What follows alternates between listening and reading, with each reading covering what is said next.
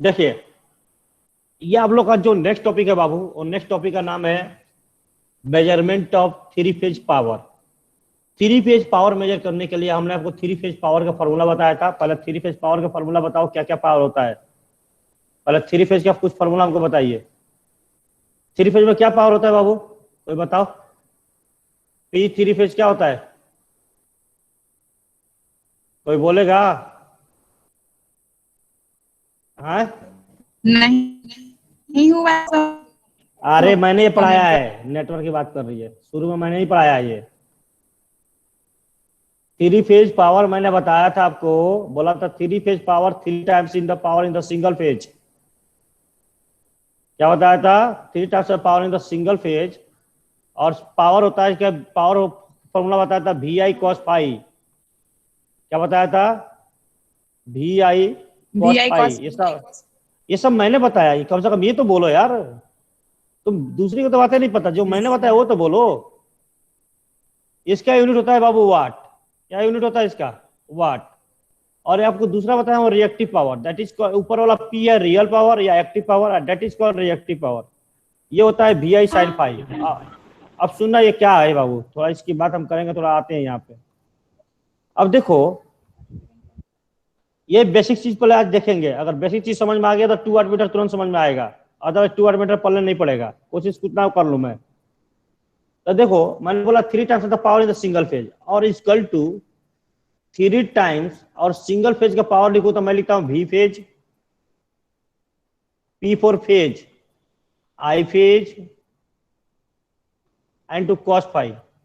और अगर इसको अगर इसको मैं अगर अगेन थ्री फेज में लिखूं तो ये लिखेंगे बाबू, समझना है मेरे बात को, रूट अंडर थ्री।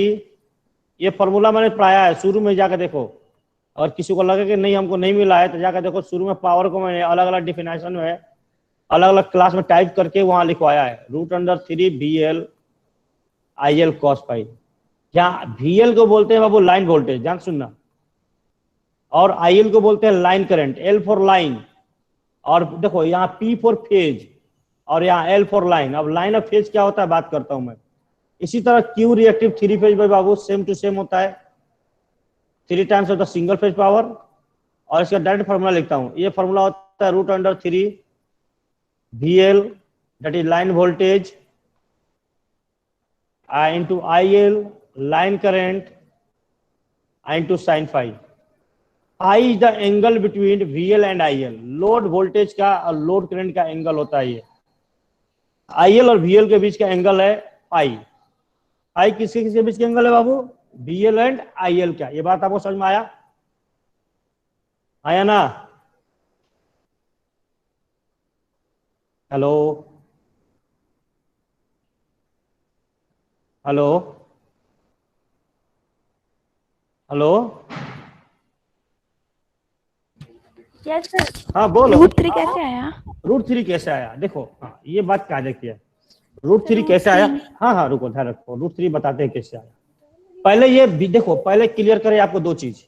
एक पैरामीटर है यहाँ पे, देखो ध्यान से, ये लिखा मैंने वी फेज, ये ध्यान रखो। यहाँ पी फोर फेज, या पी फोर क्या बोलते हैं बाबू? फेज। सुनना, एक फेज क्वांटिटी होता है हमारे पास, एक लाइन क्वांटिटी। हमारे घर में जो क्वांटिटी आता है, देखो आपके जो घर में सप्लाई आता है दैट इज फेज, जबकि बाहर जो पोल पे लाइन बिछा है दैट इज लाइन। ये समझिएगा, एल फोर यहाँ लाइन है, ध्यान रखिएगा, एल फोर यहाँ लाइन है। अब कैसे आया, क्या आया, ये पढ़ना था थ्री फेज पॉलीफेज सिस्टम में, क्योंकि पॉलीफेज सिस्टम पढ़े नहीं हो तकलीफ होगा। तो होगा क्या तकलीफ, तकलीफ दूर करने के लिए बता रहा हूं मैं। अगर ये सारा का सारा कंसेप्ट समझ में आएगा तो काम खत्म। देखो अब ये छोड़ दो, अब अपने पास थोड़ा सा पॉलीफेज के कंसेप्ट लेते हैं हम लोग। पॉलीफेज आप लोग पढ़ना था वहां पे, लेकिन अब हमको ही बताना पड़ रहा है यहाँ पे, क्या करें यार। कोई नहीं पढ़ाया तुम्हें अभी पॉलीफेज, कहां तक नेटवर्क पढ़ चुके हो आप लोग? Hello hello. फंडामेंटली पढ़े हो तो बहुत पीछे हो आप। फंडामेंटल तक। एसी फंडामेंटल अभी तो बहुत पीछे होता। देखो यस सर, पढ़े हैं। पॉलीफेज, पॉलीफेज पढ़ चुकी है। अच्छा कोचिंग वोचिंग पढ़ा है?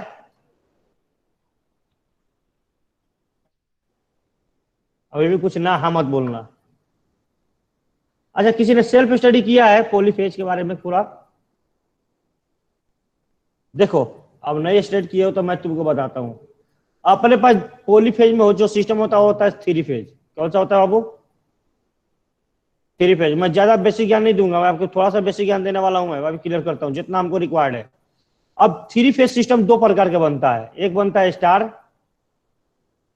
और दूसरा बनता है डेल्टा। क्या बनता है बाबू?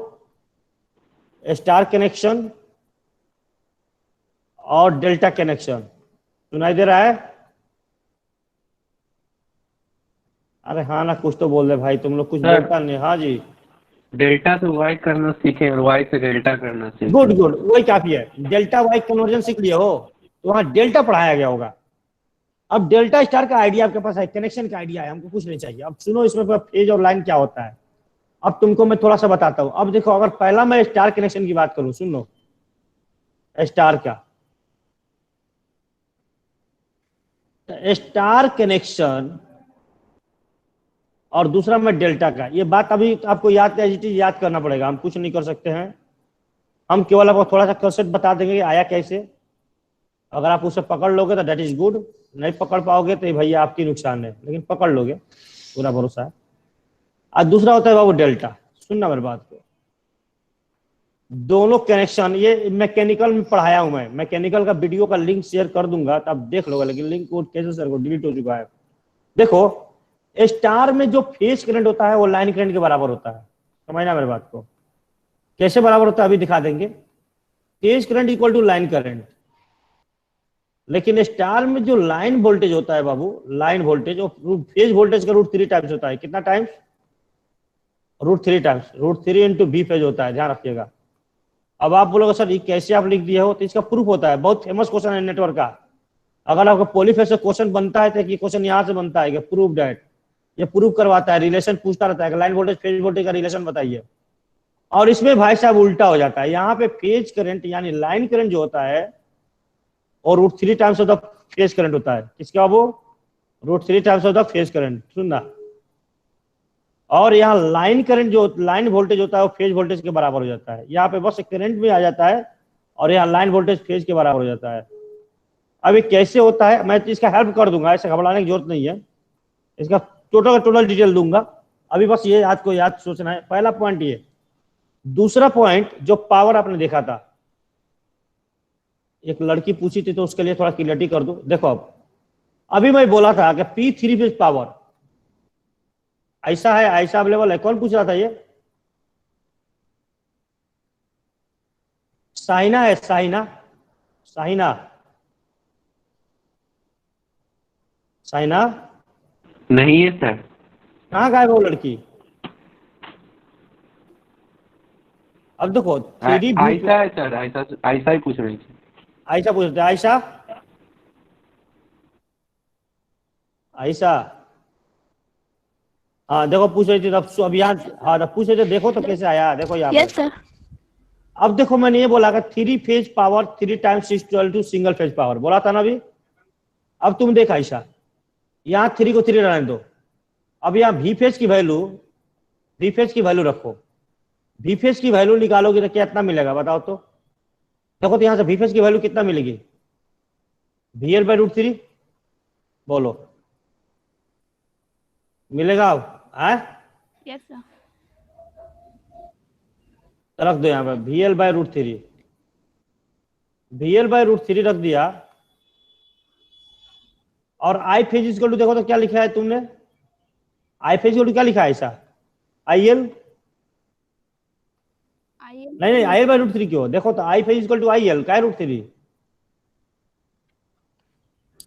इस तरफ वो दूसरा है। नहीं उस तो हाँ। ये डेल्टा की, अभी स्टार की बात कर रहे हो बाबू, उस को बात ना करो। अभी देखो n2 cos पाई, तो यहाँ से पावर कितना आ जाएगा ऐसा? देखो तो √3 आ जाएगा। यस सर, √3 VL/IL cos तो phi। तुमको ये बात समझ में आएगा √3 कहाँ से आया? Yes sir. अच्छा चलो, अभी बात समझ में आया। तो तुमको एक बात और समझानी है यहाँ पे कि लाइन और फेज क्या होता है। देखो, अपने घर में जो करंट आता है, जो वोल्टेज आता है, दैट इज फेज, और जो बाहर पोल पे बिछा है दैट इज लाइन। अब तुम बोलोगे सर पोल से ही तो आता है, तो वहां लाइन होता है, हम लोग का फेज आता है, तो बोले हाँ। ये होता है। कैसे होता है मैं इस पे आता हूँ। अगेन तुम इस पे अगर निकालो, अगेन यही आएगा। देखो यहाँ पे P3 फेज, यहाँ भी अगर निकालोगे तो यही फॉर्मूला आएगा। देखो कैसे आएगा, देखो अब ये डेल्टा के लिए निकाल रही हो तो देखो क्या लिखोगे, पहले लिखोगे 3V फेज, यानी 3 power into single phase power, V phase, I phase into cos phi लिखोगी। बोलो आयशा। Yes sir. ये लिख दिया। अब ध्यान से देखो आयशा, जी सर। अब इसमें देखो तो इसमें phase voltage line voltage equal है, बोलो तो देखो तो। Yes sir. तो यहाँ VL Equal है। VL लिख दिया। आई फेज करंट कितना लिखेगी? IL/√3। IL/√3। देखो अगेन फॉर्मूला चेंज हुआ, फॉर्मूला आया कि नहीं वही? बोलो। यस सर, सेम आया। सेम आया, इसलिए फार्मूला सेम होता है 3 फेज का। अब ये फार्मूला क्यों बताया? क्योंकि सब चीज बेसिक है, नहीं जानोगे ना तो फिर तकलीफ आगे देगा, हमको तकलीफ देगा, आपको तो समझ में आएगा ही नहीं, और फिर हमें एगो 10 नंबर का लॉस हो जाएगा आपका। ये 10 नंबर के लॉस के लिए मेरे को 1 घंटा आज बर्बाद करनी पड़ेगी। कोई बात नहीं, बर्बाद नहीं बोलते इसको, सीखना बोलते हैं। तो आपको बेसिक जब तक ज्ञान नहीं होगा तब तक आप नहीं पढ़ा सकते हैं ये। तो जब ये जब चीजें सीख लोगे तो आपका काम हो जाएगा। ध्यान सुनना, ये हो गया √3 VL cos फाई, ये आपको समझ में आ गया। इसी तरह साइन का भी आ जाएगा। ये बात आपको समझ में आया? बोलिए, ये 2 बात समझ में आपको आ गई?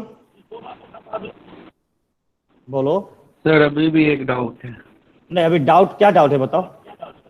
VL equal to √3 V phase क्यों लिखते हैं? V लाइन इक्वल टू √3 क्यों लिखते हैं V फेज? ये डाउट तुम्हारा जो है ना, बोला, इस डाउट को थोड़ा ध्यान रखो। ये डाउट भी क्लियर हो जाएगा, कहाँ से आया, किस तरह आया।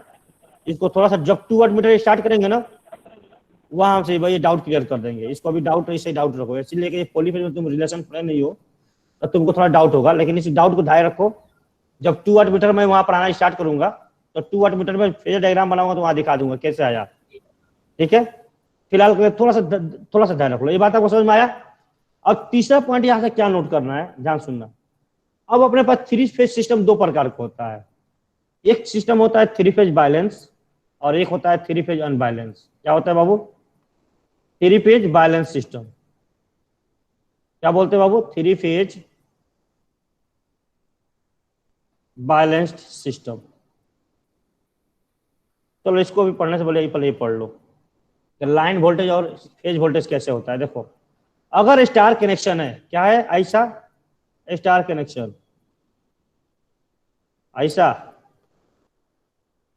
Yes sir, star connection. हाँ, मैं स्टार, देखो स्टार बना रहा हूँ, पहले समझो। ओके। हाँ, ये स्टार बना रहा हूँ। एक तुम लोग को लाइन फेज का तो यहीं पे ज्ञान दे दूंगा इसमें, लेकिन फेज वोल्टेज का ज्ञान थोड़ा नहीं मिल पाएगा। फेज वोल्टेज का ज्ञान वहां दूंगा। हाँ, मैं लेकिन बता जरूर दूंगा, अभी नहीं, थोड़ा सा ध्यान रखना पड़ेगा आपको। ये देखो, ये अपने पास स्टार कनेक्शन है, यही स्टार कनेक्शन होता है। और एक डेल्टा कनेक्शन, ये डेल्टा कनेक्शन बना रहा हूँ आप लोगों के लिए। चलिए, ये डेल्टा कनेक्शन बना दिया। ध्यान सुनना बाबू मेरे बात को। थोड़ा सा डायग्राम सही नहीं बन रहा है पर ठीक है, काम चल जाएगा, समझना।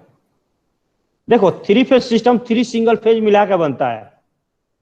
3 फेज सिस्टम 3 सिंगल फेज मिला के बनता है। अगर मैं बोलूं ये R है, ध्यान सुनना, ये Y है और ये B है, बोला था ना, ये RYB 3 वायर हो गया। इसी तरह यहाँ पे ये R, ये Y और ये B। ये बात आपको समझ में आ रहा है? बोलो। Yes sir. तो जहां पे तीनों लाइन शॉर्ट करता है, जहां पर तीनों ये लाइन शॉर्ट करता है, इसको हम बोलते हैं न्यूट्रल। क्या बोलते हैं? न्यूट्रल। क्या बोलते हैं बाबू? न्यूट्रल। ध्यान सुनना, इसको हम बोलते हैं न्यूट्रल। तो देखो, ये 3 फेज 4 वायर सिस्टम हो गया। 3 phase 4 wire system will always be possible in star connection. Delta connection में कभी भी 3 फेज 4 वायर पॉसिबल नहीं है। ये पहला बात समझ में आपको आया? यानी डेल्टा स्टार कनेक्शन से 2 तरह का सिस्टम मिल जाएगा, एक 3 फेज 3 वायर और एक 3 फेज 4 वायर, जबकि डेल्टा कनेक्शन से केवल 3 फेज 3 वायर ही मिलेगा। ये पहला बात आपको समझ में आया? सर वो तीनों वायर लाइव रहता है? हाँ, नहीं, ये तीनों लाइव होता है। ये जो पोल पे जो 3 लाइन बिछा होता है ना, तीनों लाइव होता है, RYB होता है। आपके घर में किसी एक वायर से कनेक्शन जोड़ा जाता है और एक न्यूट्रल लिया जाता है तो आपको फेज मिलता है। ये तीनों लाइव वायर रहता है। जब ध्यान से सुनो, अब यहाँ पे बात सुनना थोड़ा गौर से। ये जो होता है फेज, ये एक सिंगल फेज है, इस वोल्टेज को हम लोग बोलते हैं वी आर। क्या बोल देते हैं बाबू? V R. न्यूट्रल और लाइव के बीच के वायर को हम लोग बोला वी आर। क्या बोला? We are. अगेन सिमिलरली यहाँ पे अगेन इस फेज के वोल्टेज को बोल दिया हमने क्या? V Y. सुनना बात को। और अगेन इस फेज की वोल्टेज को देखो, सिंगल फेज वोल्टेज है, और अगेन इस फेज को हमने क्या बोल दिया? B B. ये बात आपको समझ में आया?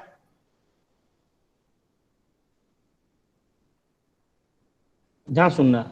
अब कैसे होता है मैं थोड़ा सा ज्ञान इसमें आऊंगा। अब इससे जो करंट जाएगा that is I R. I R is called phase current. I are is called phase current. यहाँ पे एक सोर्स होता है, जनरेटर है ना, तो यहाँ सोर्स लगाया जाता है जनरेटर में। जनरेटर को रिप्रेजेंट करने का एक तरीका होता है ये। और यहाँ से करंट जाएगा आई वाई। ध्यान सुनना, अगर सोर्स बना होगा तो करंट यहाँ से निकलेगा, ठीक है। और यहाँ से करंट जाएगा बाबू आई बी। अब सुनना मेरे बात को, बोले ये बात आपको समझ में आया? बोलो। तो देखो अब ध्यान से, the voltage between any one of the line that is R Y B and neutral.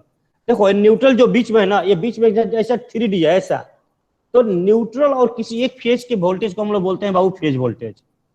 सुनाई दे रहा है सबको? यानी the voltage between any one line that is R Y B and neutral is called phase voltage. ये बात आपको समझ में आया? इसका मतलब है कि V R comma V Y और कमा वी बी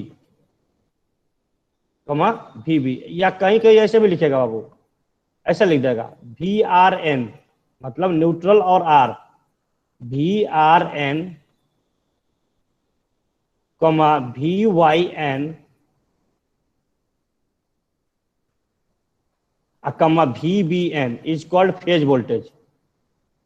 ये बात समझ में आया? ऐसा अभी ऐसा? Yes yes sir. हाँ, इसी वोल्टेज को हम लोग बोलते हैं फेज वोल्टेज। अब आप बोलोगे सर तो लाइन वोल्टेज क्या है? लाइन वोल्टेज की बात करेंगे, that is called phase voltage, ठीक है। तो इसका मतलब है कि I R I Y is the called line phase current. बोलो, उसी ने फेज से निकला है current. I R I Y B क्या बोलेंगे बाबू? Phase current. ये बात आपको समझ में आया? बोलिए। अब देखिए, ये हो गया फेज वोल्टेज, अपने को ज्ञान मिला गया फेज वोल्टेज का। अब दूसरा देखो, लाइन वोल्टेज का ज्ञान। अब देखो ध्यान से, किसी भी दो बीच के वोल्टेज को, ये दोनों बीच के मतलब आर और वाई के बीच को वोल्टेज को हम लोग बोलते हैं बाबू लाइन वोल्टेज। क्या बोलते हैं? इसको बोलेंगे वी आर वाई। सुनना मेरे बात को, V R Y. Again Y और बी के बीच के वोल्टेज को हम बोलेंगे V Y B. The voltage between any of the two line, कौन सा बाबू? आर वाई बी के बीच में कोई भी दो लाइन के बीच के वोल्टेज को हम लोग बोलते हैं लाइन वोल्टेज। तो आपको ये बात क्लियर हुआ कि इसको फेज वोल्टेज और लाइन वोल्टेज किसको बोलते हैं? बोलिए। Yes sir. Sir once more sir. Once more. देखो मैंने बोला, ध्यान से सुनो मेरी बात को, ध्यान से सुनो। मैंने बोला कि the voltage between any of the line, line जब बोलूंगा तो that is R Y B, तो एनी ऑफ द लाइन मतलब तीनों में से कोई एक लाइन, एंड न्यूट्रल मतलब तीनों एक लाइन और एक न्यूट्रल के बीच को वोल्टेज को हम लोग बोलते हैं फेज वोल्टेज। यानी किसकी? एक देखो, ये लाइन हो गया और ये न्यूट्रल है, डॉटेड लाइन, तो इसके बीच के वोल्टेज को हम लोग बोलते हैं फेज वोल्टेज। क्या बोलते हैं बाबू? Phase voltage. ये बात समझ में आया ऐसा? यस सर, समझ आ गया। और दोनों, अच्छा दूसरा पॉइंट बोल रहा हूं कि the voltage between any of the two line. अब any of the two line का मतलब क्या? आर वाई या वाई बी या बी आर, ठीक है। अब आप कोई बोलोगे सर वाई आर भी तो हो सकता है, दम हो सकता है, लेकिन उससे क्या होगा? थोड़ा फेज सीक्वेंस डिस्टर्ब हो जाएगा। फेज सीक्वेंस क्या होता है बाद में बात करेंगे। तो लाइन वोल्टेज और फेज वोल्टेज समझ में आपको आया? यस सर, समझ आ गया। तो लाइन वोल्टेज हम उसको बोलते हैं, किसी भी दो लाइन के बीच के वोल्टेज को हम लोग बोलते हैं लाइन, मतलब आर वाई या वाई बी या B R, that is line. Line जब भी आएगा तो R Y B is the line and N is the neutral, dotted line is the neutral. तो किसी भी दो लाइन के बीच को बोलते हैं हम लाइन वोल्टेज, और किसी भी लाइन और न्यूट्रल के बीच के वोल्टेज को बोलते हैं बाबू फेज वोल्टेज। अब देखो ध्यान से, अगर यहाँ पर लाइन वोल्टेज में मान लो IL1, ध्यान सुनना IL1, क्योंकि अब लोड को जाएगा तो एक लाइन करंट यहाँ जाएगा, ध्यान सुनना L1 बोल दिया। इसको भी RY लिख सकते हो, कोई दिक्कत नहीं है, लेकिन IL2 लिखो अभी। अब तुम देखो ये दोनों सीरीज में है कि नहीं है? अगर फेज के साथ ये सीरीज में है तो सीरीज में कोई करंट चेंज होता है क्या? सीरीज सर्किट में करंट सेम होता है कि अलग अलग होता है? सेम होता है। तो देखो ये करंट यहाँ पे है, ध्यान सुनना, और फेज करंट भी यहाँ पे है, यानी I R equal to I L one, I R equal to I L one, बोलिए। Yes sir. तो देखो ये बात आपको जितने लोगों को डाउट हो रहा है कि सर ये कैसे क्या हो रहा है, देखो ये पूरा का पूरा जनरेटर है। अब जनरेटर के इनसाइड में जो जनरेट हुआ वो फेज करंट जनरेट हुआ, ध्यान से देखो ये इनसाइड में जनरेट हुआ सारा, और उसके आउटसाइड जो जनरेशन मिला that is current I on is the line current. तो जो कि सीरीज कनेक्शन की वजह से लाइन करंट और फेज करंट इक्वल होता है स्टार में। अभी यही काम अगर डेल्टा में बात करेंगे तो डेल्टा में लाइन वोल्टेज इक्वल होता है, क्योंकि पैरेलल कनेक्शन में, देखो ध्यान से यहाँ पे बात करते हैं। अगर मैं बोलूं कि ये अपना आर था, ये अपना आर वोल्टेज हुआ, ध्यान से सुनना, ये आर वोल्टेज हुआ फेज वोल्टेज, एक फेज के वोल्टेज को बोलते हैं फेज वोल्टेज, और इसके फेज के वोल्टेज को बोल दिया बी, ध्यान सुनना, और इसके फेज बोल दिया वाई।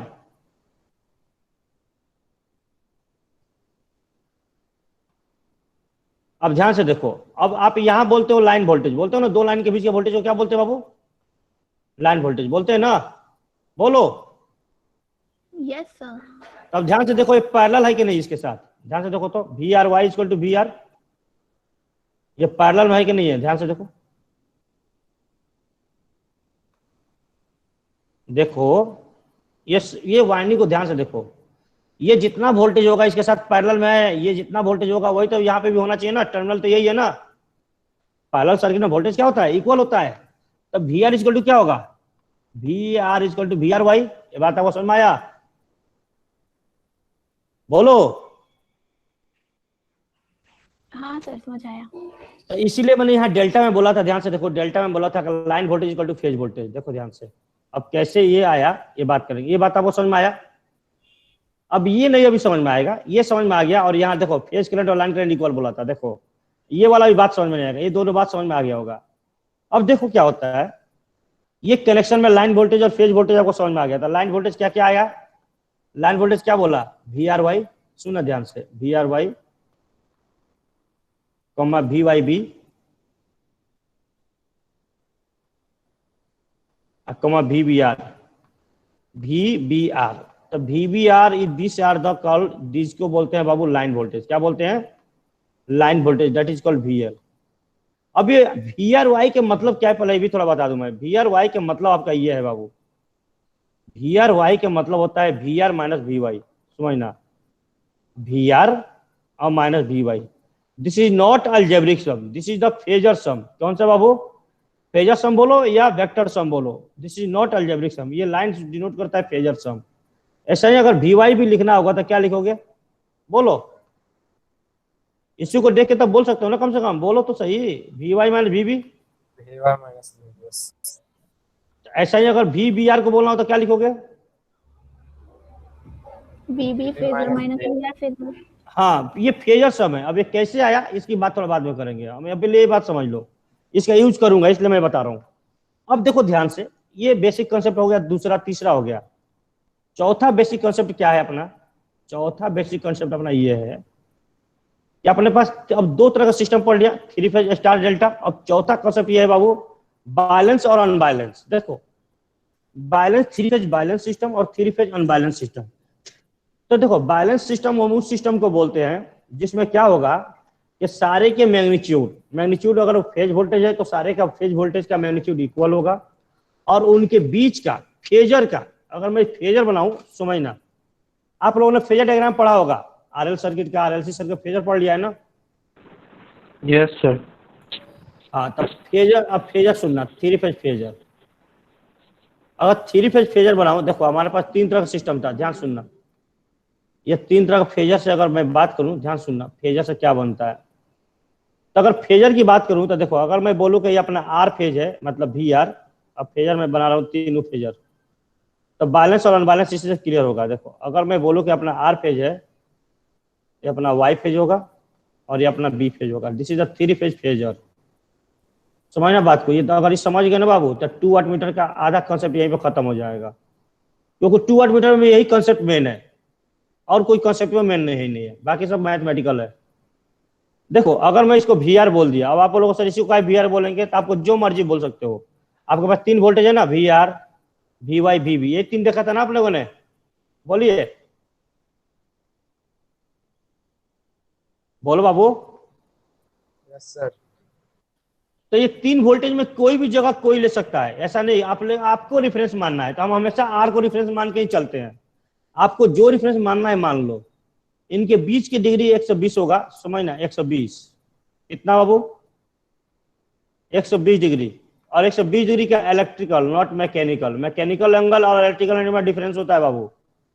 अभी आपको ये पता नहीं चलेगा, लेकिन नेक्स्ट सेमेस्टर में पता चल जाएगा। मैकेनिकल एंगल और इलेक्ट्रिकल डिग्री में अंतर है।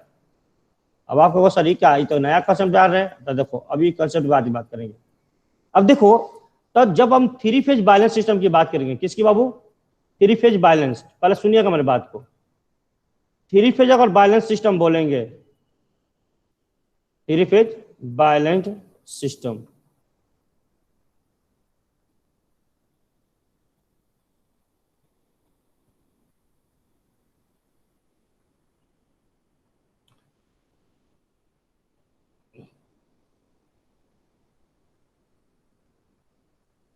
थ्री फेज बैलेंस सिस्टम, ध्यान सुनना मेरी बात को। अगर 3 फेज बैलेंस सिस्टम बोला जाएगा तो इसके फेजर पे जाओ। इसके फेजर में तीनों का मैग्नीट्यूड इक्वल होगा, V R, magnitude of V B और मैग्नीट्यूड ऑफ वी वाई। और तीनों एक दूसरे से दूरी पे बनाएंगे वो 120 डिग्री का, एकदम फिक्स है। अगर 3 फेज बैलेंस सिस्टम जब भी बोलोगे तो सबसे पहला कंडीशन ये होता है कि तीनों का मैग्नीट्यूड क्या होना चाहिए? इक्वल होना चाहिए। क्या होना चाहिए बालक? बोलो। V R equal, V Y और इक्वल टू वी बी। तो पहला बात ये, जब 3 फेज बैलेंस सिस्टम बोल दिया तो तीनों का मैग्नीट्यूड क्या होगा? इक्वल होगा। और इक्वल में किसको बोल दिया? वी फेज के बराबर, समझना। और तीनों के बीच की, एक दूसरे के बीच के एंगल होगा 120 डिग्री इलेक्ट्रिकल। अगर 120 डिग्री इलेक्ट्रिकल नहीं होगा, सपोज मानो कैसे आप बोल देगा सर, एक बात मानिए, ये तीनों का मैग्नीट्यूड बराबर है, ये तीनों का मैग्नीट्यूड थोड़ा सा बड़ा छोटा कर देते हैं, मान लीजिए बराबर है, लेकिन सर इसका एंगल मान लेते हैं कि इसका एंगल 120 नहीं है, ये 90 हो गया। और ये 360 के बाद 360 को 3 भाग में बांटा तो 90 बोल दिया, तो 90 हटा दो 360 से तो कितना? 270। तो मान लेते सर ये 180 नहीं 140 मान लेते हैं सर कि 140 हो गया ये। और ये कितना बच जाएगा? 90 40 130, 130 आ जाएगा ये। बोलो 230 और 130 हो गया 360, बोलो तो। और सर मैं बोल देता हूँ कि हाँ सुनो एक बात, यहाँ बड़ा बढ़िया कंसेप्ट है ये बात अगर समझ में आ जाएगा ना तो काम। और आपने बोल दिया, देखो ये 2 लाइन मार्क करने का मतलब ये होता है मैग्नीट्यूड इक्वल।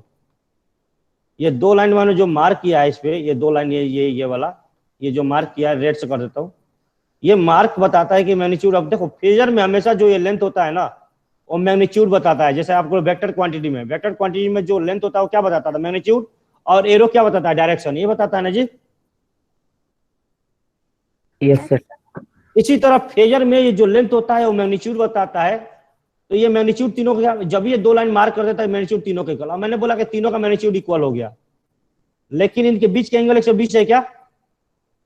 नो। तो ऐसे सिस्टम को हम अनबैलेंस सिस्टम बोलेंगे। क्या बोलेंगे? अनबैलेंस।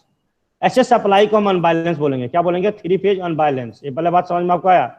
यानी एक बात आपको समझ में आना चाहिए कि 3 फेज बैलेंस सिस्टम में एक ही कंडीशन सेटिस्फाई है, और वो कंडीशन का नाम क्या है बाबू? अगर मैं इसको बोल दूं phi1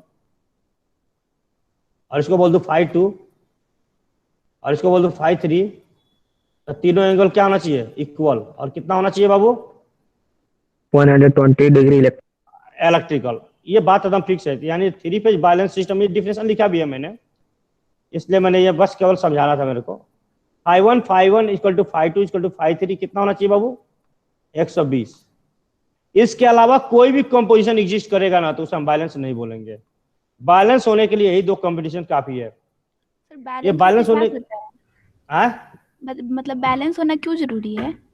देखो ऐसा, हम इलेक्ट्रिकल इंजीनियर में 3 फेज बैलेंस जितने भी आप सप्लाई चलाती हो ना, these all are the balance. अगर अनबैलेंस होगा ना, आपके घर में अगर कोई फॉल्ट हो जाता है तो आपके घर के फॉल्ट की वजह से पूरा मोहल्ला का लाइट गायब हो सकता है। केवल आपकी मतलब गलती की वजह से पूरा लाइट सफरिंग हो सकता है, ट्रांसफार्मर जल सकता है। तो बैलेंस सिस्टम का सबसे बड़ा एडवांटेज ये होता है कि तो हम केवल सिंगल फेज के एनालिसिस कर लेते हैं ना, तब रिमेनिंग 2 फेज के एनालिसिस इजीली बता देते हैं। अब आप बोलोगे कैसे, है ना डाउट, ये भी बताते हैं कैसे। अब आप सुनो कैसे बताते हैं। तो इसके बाद देखो यही कंडीशन है पहले बैलेंस का, पहले बात समझ में आया बैलेंस का। तो बैलेंस कंडीशन में तीनों का मैग्नीट्यूड इक्वल होगा और तीनों के एक दूसरे के बीच का एंगल 120 डिग्री होगा। ये एकदम फिक्स कर दो, दिमाग में एकदम बैठा दो कि भैया बैलेंस सिस्टम होगा तो ये एकदम दोनों फिक्स है। इसके अलावा जो भी कंडीशन एग्जिस्ट करेगा दैट इज अनबैलेंस। अब कभी कभी एंगल इक्वल कर दे और मैग्नीट्यूड इक्वल ना हो, अगेन अनबैलेंस। और कभी कभी दोनों अनइक्वल हो तो दैट इज अगेन अनबैलेंस। तो ये बैलेंस के लिए केवल यही कंडीशन जरूरी है। ये बात आपको समझ में आया? Yes sir. अब यहां से देखो क्या बेनिफिट था, बैलेंस का बेनिफिट क्या था। देखो अनबैलेंस होता क्या है, जब एक फॉल्ट होता है ना सिमेट्रिसिटी डिस्टर्ब हो जाती है। अगर मैं आपसे सिंपल एक बात बोलूं, आप एक बॉल लेकर खेलती हैं घर में, तो बॉल को दीवार पर मारती हैं तो आराम से जंप करके आता है आपके पास बॉल। अब आप बॉल को किसी भी व्यू से देखो तो एक शेप सिमेट्रिकल दिखता है कि नहीं? यस सर, दिखता है। लेकिन अगर उस बॉल को एक तरफ से काट दो, चिप एक तरह से काट दो, तो बॉल सिमेट्रिकल रहेगा नहीं। और उसको जंपिंग कराओगी तो, और वो अगर रोल कराओगी तो वो रोल जिस रोल से पहले भागता है तो उस रोल से भागेगा क्या? वो रोल होगा उससे?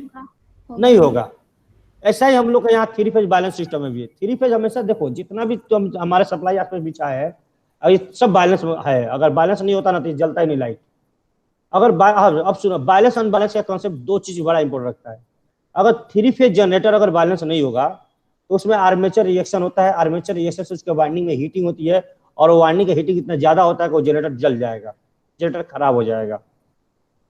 अब ये चीज अभी थोड़ा सा दिमाग से इसलिए आपके ऊपर में जाएगा क्योंकि अभी वो चीज पढ़ना नहीं है। अब पढ़ोगे फिर से में प्रोटेक्शन पढ़ाया जाएगा तो वहां बताया जाएगा।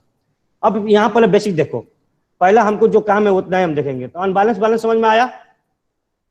बोलिए। Yes sir.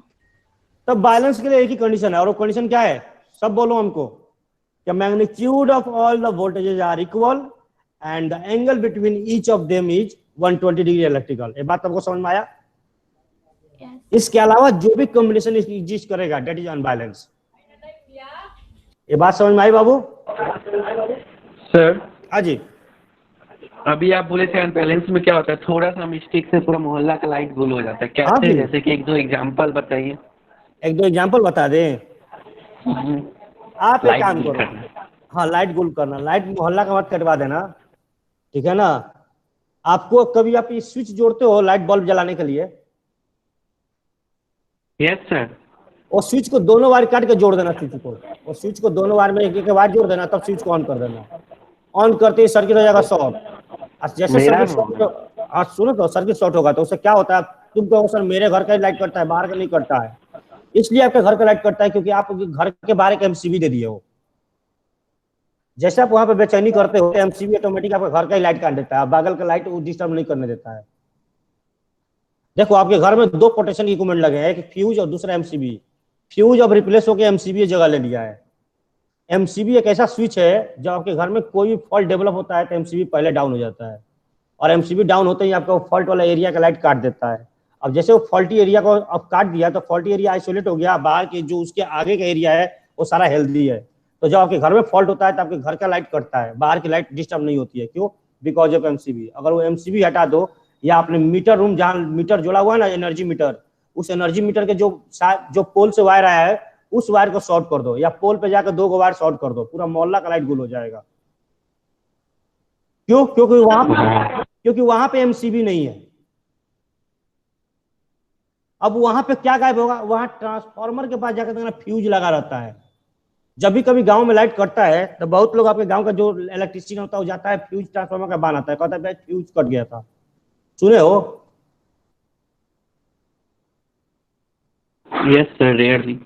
तो अब आप देखो ट्रांसफार्मर को देखो, आपके फॉल्ट की वजह से ट्रांसफार्मर फेल ना हो तो ट्रांसफार्मर के बाहर भी फ्यूज दे दिया गया है। देखो यहाँ ट्रांसफार्मर कनेक्ट है, ध्यान सुनना, यहाँ ट्रांसफार्मर कनेक्ट है तो ट्रांसफार्मर कनेक्ट होने के बाद यहाँ फ्यूज लगा दिया जाता है। यहाँ 3 वायर है तो तीनों वायर में एक एक फ्यूज, यहाँ पहले फ्यूज लगा दिया जाता है, 3 फ्यूज, उसके बाद एक कनेक्शन आगे जाता है, आपके मोहल्ला का लाइट जाता है। तो जब आप इस पर कोई फॉल्ट वाला काम करोगे तो पहले फ्यूज उड़ जाता है, ये ट्रांसफार्मर प्रोटेक्ट हो जाता है। बात आपको समझ में आया? आपको बात समझ में आई? Yes sir. चलो अभी बात खत्म करो। अब देखो, अब सर, एक 3 क्वेश्चन। रुक जाओ आयशा एक मिनट। अब 3 फेज बैलेंस सिस्टम से फायदा क्या हुआ? अब फायदा का थोड़ा बात बताते हैं। तो 3 फेज बैलेंस सिस्टम से फायदा ये हुआ कि किसी एक फेज की अगर वोल्टेज हमको पता हो तो रिमेनिंग 2 फेज के वोल्टेज हम इजीली लिख देते हैं। कैसे? चलो अब नया पेज लेते हैं, ये पेज खत्म हो गया। अब हमने बोला 3 फेज बैलेंस सिस्टम। देखो अब 3 फेज बैलेंस सिस्टम अगर बोल दिया तो 3 फेज बैलेंस फेजर बना दे ना ऐसा। देखो बना ये मैंने 3 फेज बैलेंस सिस्टम का फेजर बना रहा हूँ, सुनना मेरे बात को, ये फेजर बना रहा हूँ, ये फेजर बना दिया मैंने 3 फेज बैलेंस सिस्टम का। ध्यान सुनना,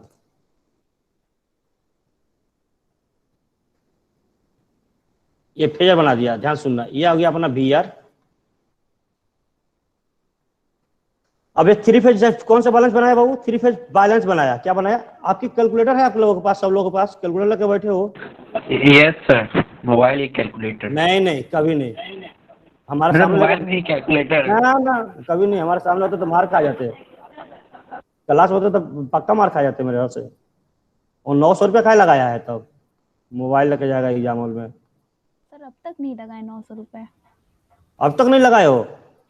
हम भी नहीं सर। हो जाएगा घर से। तब तो बहुत महान हो आप लोग। सर मोबाइल में ऑलरेडी एक साइंटिफिक कैलकुलेटर रखे हैं। जानते हो तुम लोग उठा के बाहर फेंकने में कोई बुराई नहीं होगी। पूछो का है? अभी मैथ का यूनिट 5 पढ़ेगा ना, मैथ का यूनिट 5, ठीक है ना? अभी तेरे मैथ के यूनिट 5 की बात कर रहा हूँ। तो तुम लोग से ना क्वेश्चन नहीं बनेगा, वो आधा घंटा 1 घंटा लगाएगा। और कैलकुलेटर का ज्ञान होगा ना तो विदिन 3 मिनट में क्वेश्चन लग जाएगा। 3 मिनट से 5 मिनट सफिशियंट है। और अगर प्रैक्टिस कर लोगे ना तो 2 मिनट काफी है। नहीं तो इटरेशन, चूंकि अभी इटरेशन पढ़े भी क्या आए हो, पिछले सेमेस्टर में आप पढ़े हो, न्यूटन रेफर रेगुलर फाल से पढ़ के आए हो, पढ़ के आए हो कि नहीं पढ़ के आए हो? यस सर, मोबाइल में कैलकुलेटर हम चलाए। एक क्वेश्चन कितना घंटा में किए हो? सर कम से कम 15 मिनट से 20 मिनट लगता था।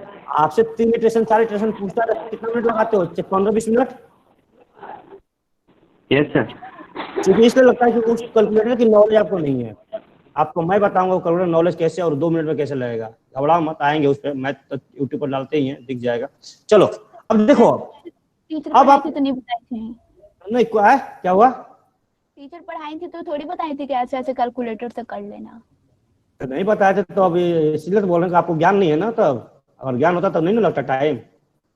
वो कैलकुलेटर इसलिए थोड़ी है 950 रुपया का खर्च किए हो मोबाइल कैलकुलेटर काम चलाने के लिए। चलो देखो, अब अगर मान लो कि VR की वैल्यू पता है कि मान लो VR equal to VM sin omega t, ध्यान सुनना मेरे बात को।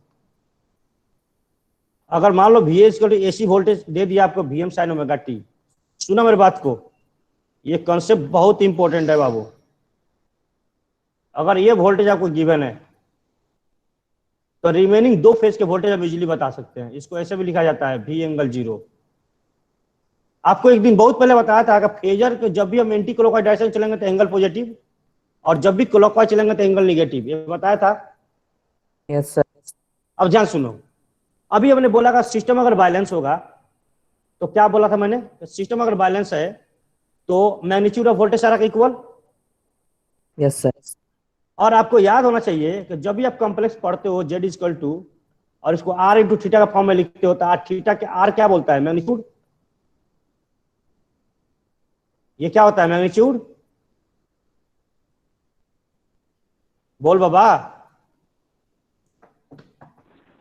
Yes sir. अरे यार फंडामेंटल ऐसी पढ़ चुका है, बता सकता है भाई। इसको मैग्नीट्यूड बोलते हैं कि नहीं बोलते हैं? यस सर, मैग्नीट्यूड बोलते हैं। अभी भी कोई कुछ नहीं बोलेगा। आप जानते हैं एकदम बहरा, सब बहरा हो जाता है। सर बोल रहे तो आप ही नहीं सुन रहे हैं। ठीक है, और ये होता है फेज एंगल। अब ध्यान सुनो, अब यहां से एंटी क्लॉकवाइज चलोगे तो कितना दूरी पे है ये? 120 डिग्री। एंटी क्लॉकवाइज डायरेक्शन बोलो। 120 डिग्री पर। हाँ, और यहां से अगर क्लॉकवाइज चला जाए तो कितना दूरी पे है ये? 240। 240। अभी वोल्टेज को बिना ज्ञान के, बस इसका ज्ञान है ना, तो हम इसको लिख सकते हैं कितना? V एंगल 120, क्योंकि एंटी क्लॉकवाइज है तो प्लस 120, क्योंकि मैग्नीट्यूड तो सेम बोला था ना, बोलो। या यस सर। E एंगल 240, क्या माइनस 240, क्योंकि क्लॉकवाइज बोले हो। अब ये सब क्यों बताया? क्योंकि SSC JEE का सबसे पहला क्वेश्चन यही होता है। एक फेज दे देता है, दूसरा फेज का वोल्टेज पूछता है। बिहार JEE में भी पूछा था, 2016 का बिहार JEE का पेपर उठाओ तो एक क्वेश्चन यहाँ से था एक फेज का वोल्टेज दे दिया था और दूसरा फेज का पूछा था, तो पहले लिखने का तरीका समझ में आया। अब यहाँ से देखो एक बात, अब ये इसको अगर इक्वेशन में लिखना तो क्या लिखोगे, देखो इक्वेशन में लिखना तो Vm sin omega T, Vm sin omega T, और ओमेगा के साथ एंगल ऐड कर दो 120, ओमेगा टी प्लस 120। पहला इक्वेशन ये बनेगा इससे, या तो ये इक्वेशन लिखो या इसका वो वाला लिखो, एंगल वाला, भी एंगल वाला ये लिखो या ये लिखो, ठीक है। और दूसरा इसके अगर इसको लिखना है तो ऐसा भी लिख सकते हो कि Vm sin ओमेगा टी। अब यहां मैंने आर को रिफरेंस मान के लिखा है बाबू, ठीक है ना। बहुत लोग बोला सर हम आर को नहीं मान रहे, वाई को मान लो, कोई दिक्कत नहीं, जिसको मानना उसको मान लो। तो बैलेंस सिस्टम का एडवांटेज ये होता है कि किसी एक फेज का वोल्टेज होगा पता, तो रिमेनिंग 2 फेज के बारे में हम इजीली बता सकते हैं। रिमेनिंग सबसे बड़ा एडवांटेज ये होता है कि एक फेज का एनालिसिस करते हैं और रिमेनिंग 2 फेज का एनालिसिस इजीली बोल के निकल जाते हैं। ये इक्वेशन होगा तीसरा, पहला बात। अब दूसरा बात समझो वी वाई। अब वी वाई अगर लिखना है तो ध्यान से देखो, यहां से वी वाई की दूरी कितना है, 120 डिग्री। क्लॉकवाइज। Yes sir, -120। तो क्या लिखोगे, Vm, बोलो अब तो बोल सकते हो, sine sin omega T minus 120 degree. हाँ, omega T minus 120 degree, omega T minus 120 degree. आज ये दूसरा एंगल भी लिख सकते हो उसको कैसे। और आपको एक बात बताओ, तीनों का सम हमेशा जीरो होता है, V R plus V Y. Balance system में तीनों का सम कर दो तो जीरो होता है। अब देखो यहाँ से, और फिर यहाँ से अगर वी वाई आओगे तो कितना दूरी पे, 240 एंटी क्लॉकवाइज। Yes sir. तो क्या लिखोगे, या sin omega T, Vm sin omega T plus 240 degree. हाँ प्लस 240। देखो एक फेज का पता था तो दोनों फेज का हम वोल्टेज लिख दिया कि नहीं लिख दिया, बोलो। ठीक है, पहला बात है ये। अब इसकी ज्ञान हमें जरूरत नहीं थी, हमको यहाँ से क्या जरूरी है, फेजर सम का। आओ फेजर सम की बात करते हैं। पहले थोड़ा सा आया था तो इसलिए बता दिया। अब इसको लिखना तो वन एंगल के फॉर्म में भी लिख सकते हो। इसको क्या लिख सकते हो, वी एंगल 240, वी एंगल 240, और इसको लिखते हैं तो वी एंगल माइनस 120। क्या लिखते हैं इसको, वी एंगल माइनस 120। बात समझ में आपको आया, बोलिए। सबसे बड़ा सिस्टम बैलेंस अगर है तो उसका एक एडवांटेज ये है कि आपको एक फेज की नॉलेज हो तो रिमेनिंग 2 फेज की नॉलेज इजीली बता दोगे। पहला बात समझ में आपको आया, बोलिए, बोलो। Yes sir. Yes sir. अच्छा, अब तीसरा बात करते हैं। अब तीसरा बात हम आते हैं। अभी हमने लिखा था समझना। अब हमें जो मेन कंसेप्ट की जरूरत है, ये एक 3 फेज सिस्टम है। देखो अब ध्यान से, मैं ये ब्लू कलर से बनाता हूं, 3 फेज। ये जैसे भी देखो, बहुत बुक में ऐसा बनाया होता है, बहुत सारे बुक में ऐसा ही बनाया होगा। आपको कैसे ही बनाना है, लेकिन 120 का एंगल रखना है, ध्यान रखना। ये घुमा दो 120 से, क्या दिक्कत है, मिल जाएगा। ये VR हो जाएगा। अगर सिस्टम बैलेंस है तो मैग्नीट्यूड तीनों का इक्वल होगा, चाहे कुछ भी कर लो, और 120 का एंगल होगा। समझना मेरे बात को, यहाँ पे बड़ा गंभीर कंसेप्ट है। ये कंसेप्ट समझ में आ गया ना तो आपका इजीली काम हो गया। यहीं से आपको मैं सिखा दूंगा कि √3 वाला कैसे आता है। देखो यहीं से सिखा देता हूँ। आज हमको लगता है कि पूरा क्लास हमारा इसी में जाएगा। ये VR, ये VY, ये VB, और इनके बीच के एंगल कितना बाबू, 120 डिग्री। अभी तो गांठ बांध लो, अदम गांठ बांध लो कि सर बैलेंस होगा तो 120 डिग्री का एंगल पक्का है। मैग्नीट्यूड तीनों का इक्वल होगा और एंगल कितना होगा, 120। ये तो एकदम गांठ बांध लो। अब इसमें कोई डाउट नहीं होनी चाहिए, ठीक है। अब समझना, 120। और फेजर हमेशा किस डायरेक्शन में रीड करते हैं बाबू, किस डायरेक्शन में बोला था, anti clock. Anti clock, good.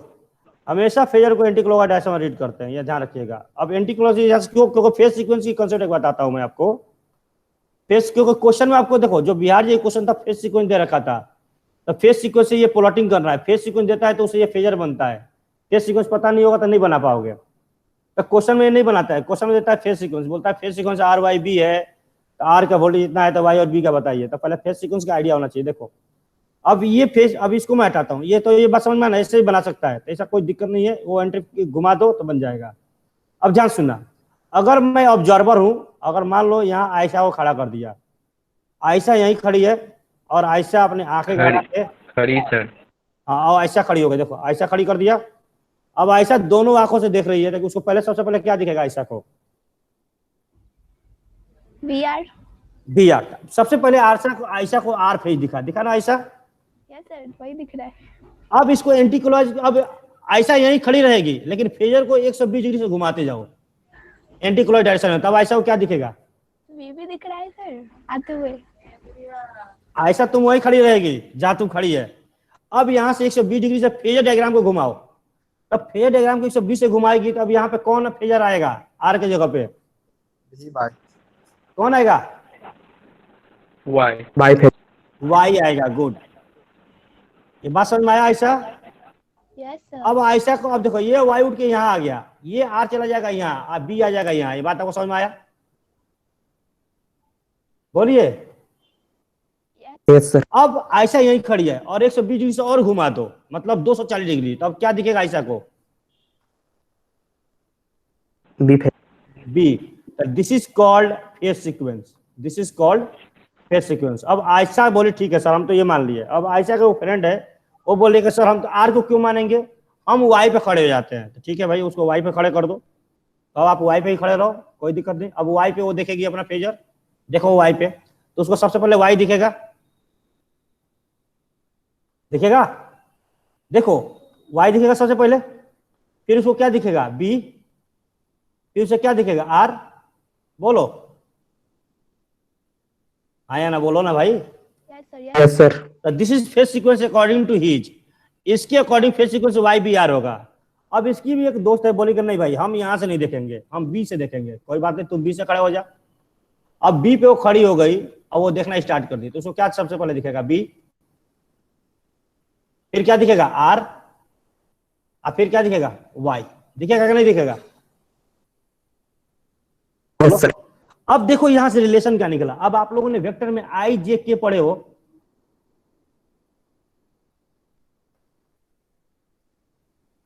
बोल बाबा। Yes sir.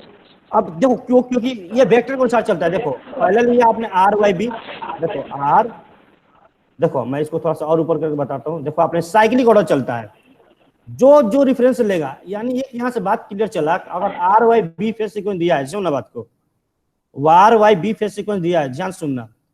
तो देखो आर, आर के बाद क्या आया? वाई, और वाई के बाद क्या आया? बी। आर, आर के बाद वाई, और वाई के बाद बी आया। आया कि नहीं आया? बोलो। अब उसने बोला कि नहीं भैया हम तो भैया वाई से देखे थे। तो देखो उसने वाई देखी थी, तो वाई के बाद बी, अब बी के बाद क्या आया? आर आया। साइक्लिक चल रहा है कि नहीं चल रहा? अब उसकी दोस्त ही बोली कि नहीं मैं तो बी से देखी थी, तो कोई बात नहीं बी, तो बी के बाद सीधे पहले आर आएगा, और फिर आर के बाद क्या आएगा? वाई आएगा। तो B Y, B R Y आया तक नहीं? बोलो। तो ये ऑर्डर चलता है साइक्लिक। अब ये साइक्लिक ऑर्डर चलने के बाद अब इससे क्या फायदा होता है? तो देखो फायदा क्या होता है। अब क्वेश्चन में आपको डायग्राम नहीं देता है, अब क्वेश्चन में दे देगा। देखो क्या आपके क्वेश्चन में देगा कि R Y B phase sequence है। क्या सीक्वेंस है? आर वाई और बी फेज सीक्वेंस है। क्या सीक्वेंस है बाबू? R Y B phase sequence है। सुनना बात,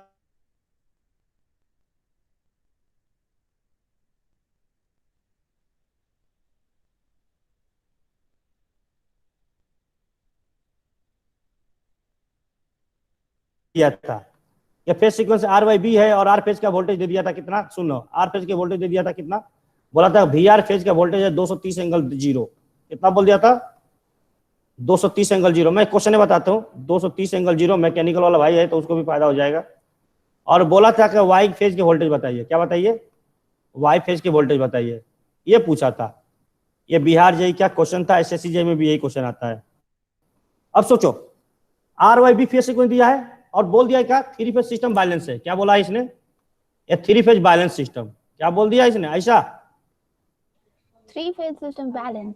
हाँ, ये बैलेंस बोल दिया। अब देखो बैलेंस बोल दिया तो तुम्हारे दिमाग में एक बात तो पक्का हो गया कि मैग्नीट्यूड ऑफ वोल्टेज क्या रहेगा? इक्वल। इक्वल, यानी 230 वोल्टेज अनुसार वाई में भी रहेगा। अब वाई में भी एक बात फिक्स हो गई कि ऐसा तरह 230 होगा, लेकिन 230 एकदम ऑप्शन सारा दिया भी होगा, लेकिन 230 के साथ एंगल कितना होगा, यही मेन इंपॉर्टेंट है। और ये एंगल निकलेगा बाबू ऐसा तुमको R Y B phase sequence से। अगर इसकी नॉलेज तुमको सही से हो गई है तो तुम्हारा काम हो जाएगा। अब तुम सोचो, तुम ऐसा जहां खड़ी थी, देखो तुम यहाँ खड़ी थी ना, तो यहाँ आर को रेफरेंस माना था ना आयशा, Yes. जो जहां खड़ा है वही रेफरेंस हो गया। तो आयशा जहां खड़ी थी वहां पे आर रेफरेंस हो गया, यानी इसका मतलब है कि फेज सीक्वेंस में जो पहला लेटर होता है वो क्या हो गया, रेफरेंस। बोलिए, Yes, sir. Second ये one. बात आपको समझ में आया। अब रेफरेंस हो गया तो हमको इतना आइडिया है कि भाई साहब के बैलेंस है तो तीनों का मैग्नीट्यूड इक्वल होगा, तो तीनों का पहले मैग्नीट्यूड बना लेते हैं। अब तीनों को पहले लाइन बना लेते हैं, और तीनों के बीच का एंगल कितना हो जाएगा, ये हमको आइडिया हो गया कि तीनों के बीच का आइडिया कितना है, ऐसा 120। 120. हमको ये आइडिया हो गया। अब हमको ये आइडिया नहीं है कि इसमें आर कौन है, वाई कौन है, बी कौन है। अगर ये आइडिया हो जाएगा तो अपना काम हो जाएगा। देखो अगर ये आइडिया नहीं होगा ना तो फिर वाई का एंगल गड़बड़ हो जाएगा। अब देखो आयशा को इतना पता था कि बैलेंस सिस्टम है, तो ये तीनों ये पता हो गया। अब ये पता हो गया कि इसमें रेफरेंस, अगर इसने आयशा इसको मानी है आर को, समझ ना आई, तो आयशा ने आर को रेफरेंस मान के इसको मान लो आर लिख दिया। अब आर लिख दिया आयशा, तो अब देखो आयशा इसमें क्या फेज सीक्वेंस दिया है, तो भी आर वाई बी दिया है। इसके मतलब वाई कहाँ जाएगा, भी वाई यहाँ जाएगा या नीचे जाएगा, ये बताओ। यही मेन कंफ्यूजन है। हाँ वही हो गए थे, नीचे जाएगा सर क्योंकि एंटी क्लॉकवाइज घूमना है इसको। एंटी क्लॉकवाइज घूम रहा है, तो कहाँ जाएगा वाई, देखो वाई जाएगा यहाँ पे। देखो इसलिए ये जान के बनाया था कि तुम कंफ्यूजन ना हो। हाँ, और ये क्या हो जाएगा बाबू, बी। अब एक बार देखो ये आर वाई बी के ज्ञान से ये प्लॉटिंग होगा, ये आर वाई बी का ज्ञान है तो ये प्लॉटिंग हो गया। अब प्लॉटिंग हो गया तो आर का वोल्टेज आपको गिवन है, कितना गिवन है, 230 एंगल 0, ये ना गिवन है। Yes, sir. अब यहाँ से वाई की दूरी देखो कितना दूरी है। अब वाई की दूरी क्लॉकवाइज में 120 है और एंटी क्लॉकवाइज में कितना है, 240। तो अब वाई का वोल्टेज कितना हो जाएगा, 230 एंगल -120 और हाँ, प्लस और 240 प्लस 240 हाँ, तो आंसर क्या हो जाएगा, दोनों आंसर में हो सकता है दोनों ऑप्शन भी दे दे, ये 230 एंगल 120 माइनस और 230 एंगल 240, आप नीचे दे दे बोथ। तो बच्चा को आइडिया होगा तभी ना बोथ लगाएगा। हो गया आंसर, यही आंसर पूछा था, दैट इज द आंसर। ये बात आपको समझ में आया, बोलिए। यस सर समझ आ गया। ठीक है, अभी बात समझ में आया तो एक बात और समझो। अब यहाँ थोड़ा फेजर का खेल समझते हैं। अब इस फेजर का खेल क्या समझ, यही खेल मेरे लिए इंपॉर्टेंट है, मेरे लिए सब बेसिक ज्ञान था, इंपॉर्टेंट कुछ नहीं था।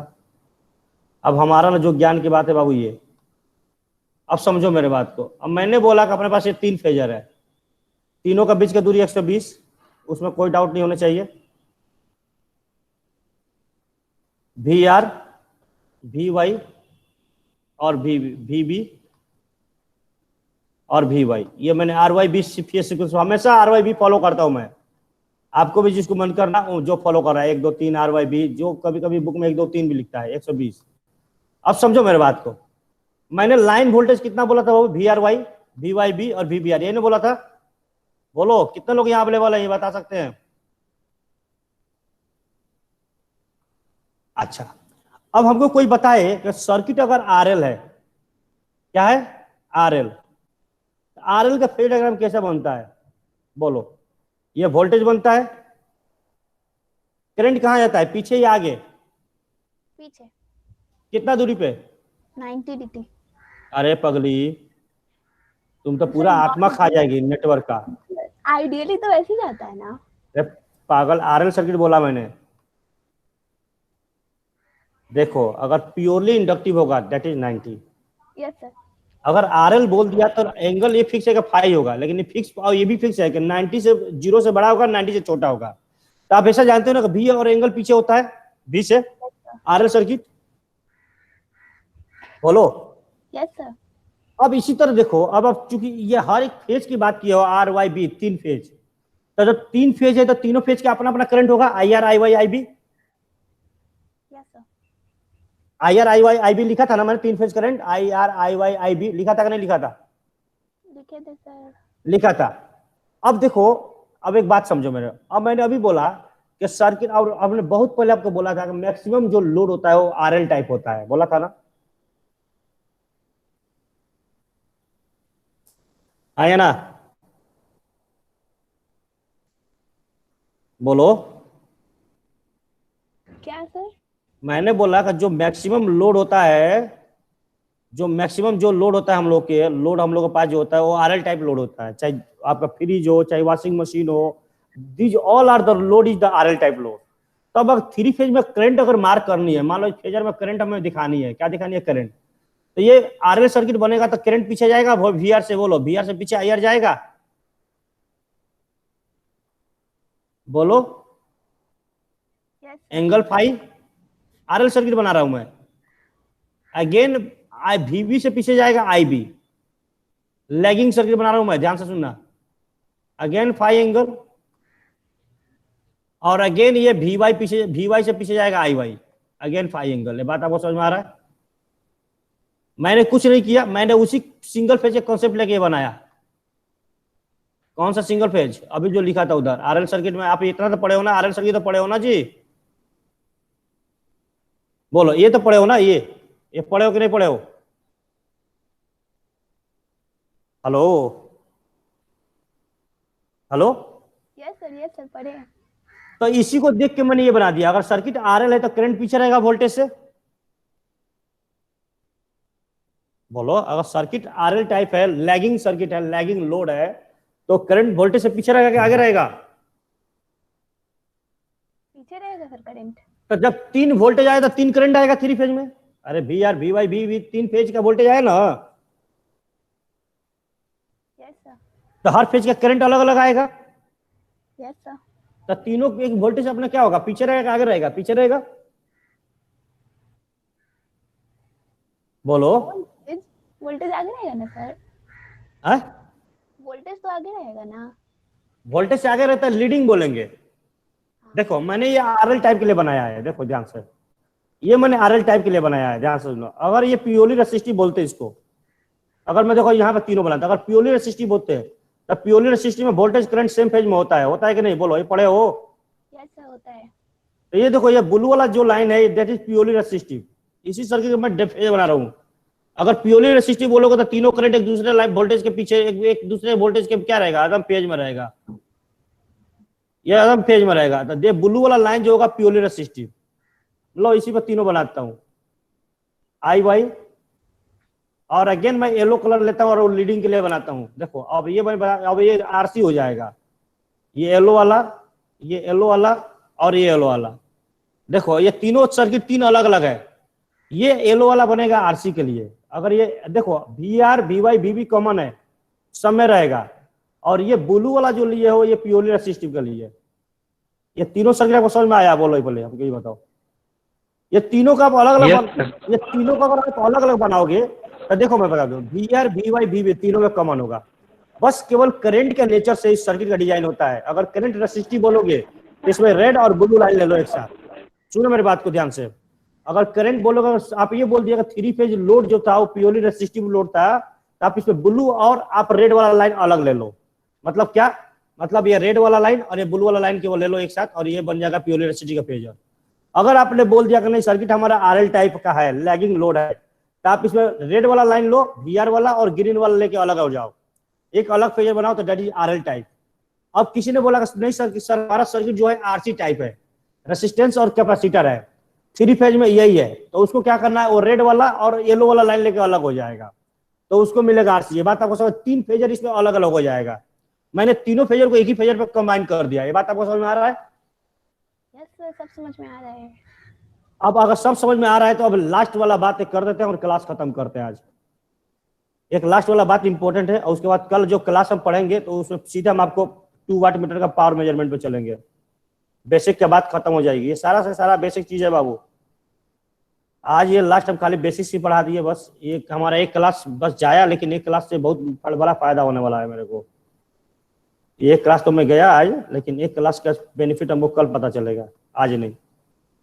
अब देखो ध्यान से, मैंने बोला ये वी आर है, क्या है ऐसा, वी आर, ये ऐसा बोल दिया वी वाई, और ये ऐसा बोल दी वी बी। ये बात आपको समझ में आया ऐसा? और इन दोनों के बीच के एंगल 120 और 120। ये बात आपको समझ में आया? अब ध्यान से सुनो, मैंने बोला कि मेरे को माइनस वी आर चाहिए, माइनस वी वाई चाहिए एंड माइनस वी बी चाहिए। हमको ये 3 वोल्टेज चाहिए और फेजर पे चाहिए। ध्यान से सुनो, मैं कलर चेंज करता हूं। अब ध्यान लो, आप वेक्टर पढ़े हो, वेक्टर, तो वेक्टर में ए वेक्टर और माइनस वेक्टर क्या करते हो, दूसरे का अपोजिट बनाते हो कि नहीं? अगर माइनस वी आर चाहिए, सर। अगर माइनस वी आर चाहिए तो वी आर का ठीक अपोजिट। Yes sir. बोलो ऐसा। ऐसा देखो ऐसे भी मैं तुमको एक बात बताता हूँ, ये क्यों मैं ऐसा लिखता हूँ, इसका बहुत बड़ा कॉन्सेप्ट है। ऐसा नहीं कि ऐसे अपोजिट कर देते हैं, इसका कॉन्सेप्ट ये होता है बाबू। मैं थोड़ा सा उस कॉन्सेप्ट पे बैक होता हूँ। देखो हर चीज का मैथमेटिकल मेरे पास अवेलेबल है, ऐसा नहीं है। ध्यान सुनो, मैं हम तुम लोग एक क्वेश्चन पढ़ा होगा, कभी पढ़ा होगा नहीं पता हमको, ये तुम लोग पढ़े होगा नहीं। आप लोग पढ़े हो ई के power I theta equal to Euler form equal to cos theta plus I theta, पढ़े हो? यस सर, मैथ्स में पढ़े, हाइपरबोलिक फंक्शन। हाँ हाइपरबोलिक फॉर्म मैथ में ही पढ़ाया जाता है, ये कॉम्प्लेक्स मैथ में पढ़ा होगा। ये लिखते देखो कैसे लिखते हो भाई, मैं तुमको बताता हूँ। जेड इक्वल टू लिखा था एक्स प्लस आई वाई, समझो। थोड़ा सा बेसिक में आ जाता हूँ मैं, हमको हालांकि जाना नहीं चाहिए, टाइम बहुत ज्यादा हो गया है, लेकिन यही पता है कि क्लास तुम लोग का चल नहीं रहा है आजकल, तो मैं थोड़ा पढ़ा सकता हूँ। और इसको लिखते हो आर कोस थीटा। बस बोल, देखो अगर पढ़े हो तो बोलते चलना, नहीं बोलोगे तो फिर हम नहीं पढ़ाएंगे, छोड़ देंगे। हमको ऐसे भी कोई मतलब नहीं है इस सब चीजों से। और ये बोलते हो आई आर साइन थीटा, बोलो ना। ये पोलर क्वाड्रेंट में लिखते हो कि नहीं लिखते हो? बोल बाबा। इन दोनों में से आर कॉमन कर लो तो यह क्या लिखते हो? Cos theta. ऐसा यस सर। ये पढ़ी है मैथ में? बोलना। पढ़े सर। हाँ तो देख उसी में मैं इसको ले चल रहा हूँ। अगर ये पढ़ी है, ये फर्स्ट सेमेस्टर का मैथ में पढ़ाया जाता है, कॉम्प्लेक्स मैथ। Yes sir. और इसी को लिखा जाता है बाबू आर ई के पावर आई थीटा। देखो इसी को लिखा जाता है आर इंटू ई के पावर आई थीटा। देखो ध्यान से, इसी को लिखा जाता है। अभी लेप्लास पढ़ाना स्टार्ट करूंगा ना, तो लेप्लास में फॉर्मूला यूज करूंगा मैं। अब देखो ई के पावर आई थीटा अगर कंपेयर करोगे तो क्या लिखोगे? ई के power theta cos theta plus i sine theta लिखोगे ना लिखोगे? बोलो। लिखेंगे सर। अब यहाँ, हाँ तो यहाँ थीटा का वैल्यू पाई लो तो 180 डिग्री ई पाई। देखो तो ई और पाई, थीटा का वैल्यू पाई रख दिया तो क्या लिखेगा ऐसा? देख तो कॉस पाई और प्लस आई साइन पाई।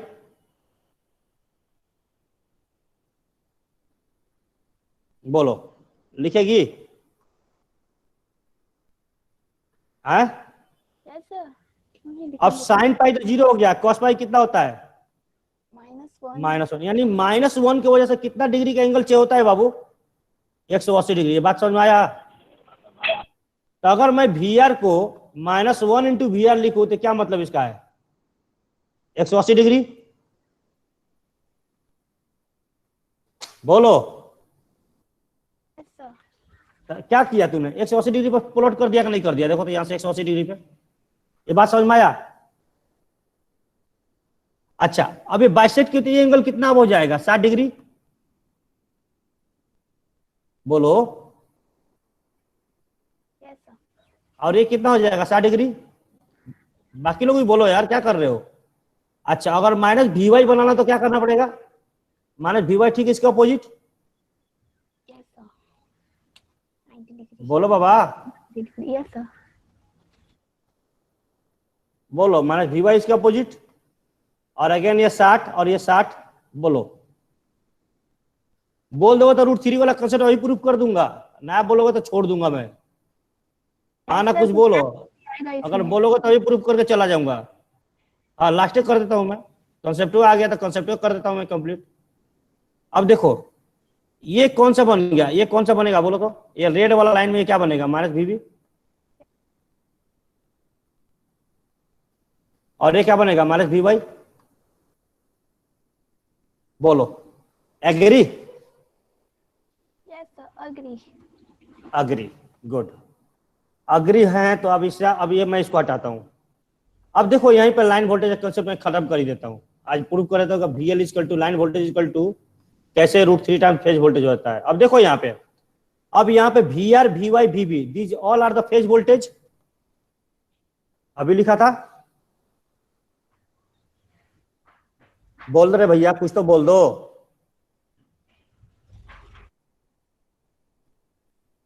नहीं बोलेगा, नहीं बोलेगा तो छोड़ो, आराम देते हैं। जाओ आज आज करो। नहीं प्रूव करूंगा मैं भी रूट 3 टाइम्स कैसे होता है तो कीजिए सर। ना। रहने दो, हम क्या उसमें चिल्ला रहे हैं, फालतू का चिल्ला रहे हैं। जैसा लग रहा है कि तुम लोग पढ़ोगे तो हमको दे दोगे। रहने दो, मैम पढ़ाएंगी, समझना। सर हम बताएं, क्या इसमें tan 60 आएगा, फिर tan अपॉन 60 क्या आएगा? हमें 10 से मतलब है क्या है? तो क्योंकि उधर √3 था ना, तो √3 लाने के लिए tan 60 लाएंगे ना, इसलिए।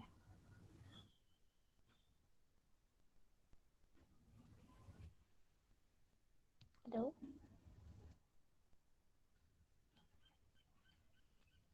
हेलो।